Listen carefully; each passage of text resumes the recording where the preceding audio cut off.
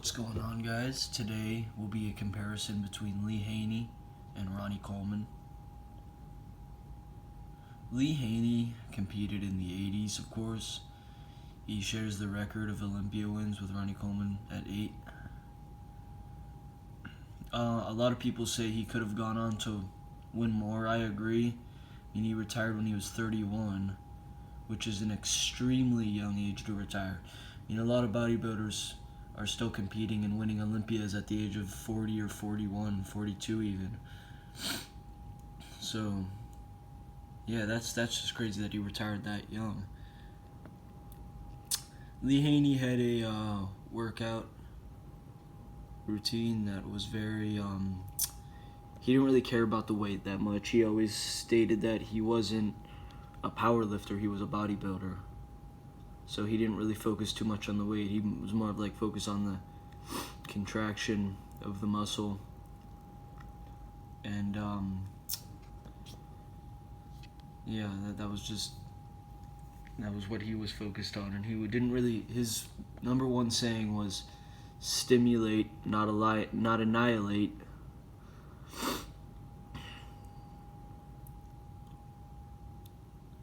A picture of him when he was 19 years old.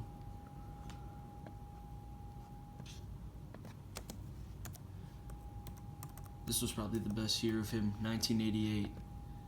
Probably when he peaked. He had that size and vacuum look to him, which is really good. Lee Haney is one of my favorite bodybuilders too. I just think he had it all.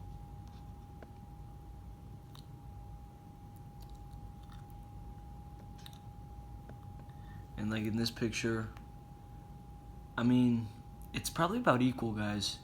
They both look dominant. They both look good. So yeah.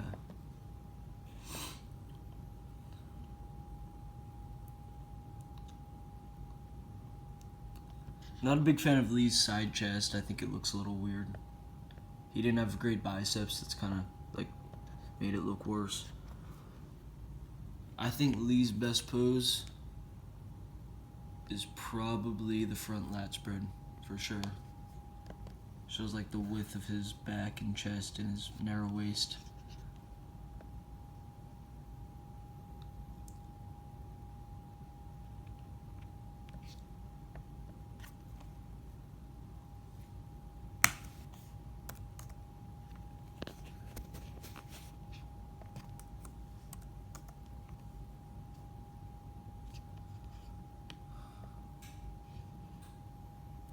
I think that was like 84 the first year he won. That guy looks good. That's Bertil Fox. He's also a good bodybuilder in the 80s. And a lot of people, Lee Haney, even for being an 8-time Mr. Olympia, people don't really talk about him that much. He's kind of an unknown bodybuilder. I mean, people usually just go from Arnold to Dorian and kind of just skip that era with Lee Haney, skip the 80s kind of, which it's kind of weird because that was a good era for bodybuilding. Great era for bodybuilding.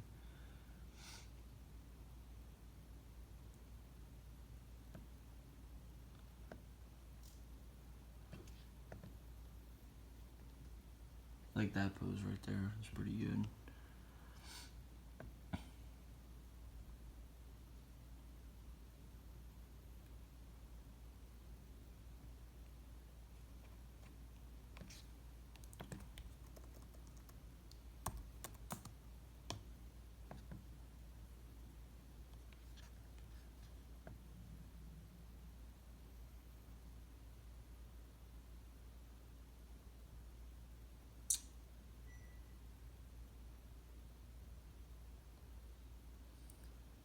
And when you can't really I don't think it's easy to compare Ronnie Coleman and Lee Haney together because they're two different type of bodybuilders. Ronnie was also focused on powerlifting. Lee wasn't really focused on that, which is why Ronnie was larger than Lee. Clearly took more steroids than Lee too. I don't think steroids were as existent in the 80s as they were in the 21st century. I can't talk. Sorry about that. But these are two guys who are great ambassadors for the sport. They're very humble, very, very humble.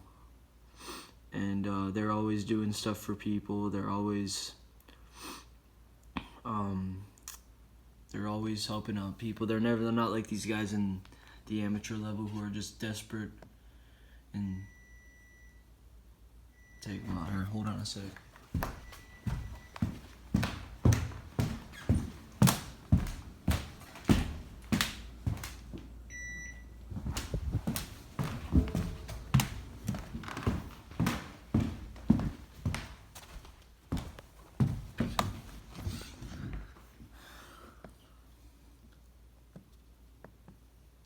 Then kind of like when Lee Haney, when he retired, that was when the mass monster era kind of started, when Dorian came in.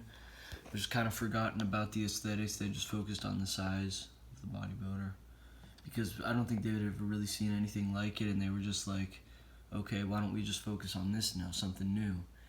And I think bodybuilding now is making a shift back to the aesthetic phase, as when Roden won and beat Phil Heath this year. I don't think Phil Heath was really like could be beaten. He didn't have any weak areas. So I was kind of surprised. His stomach was really hurting him though.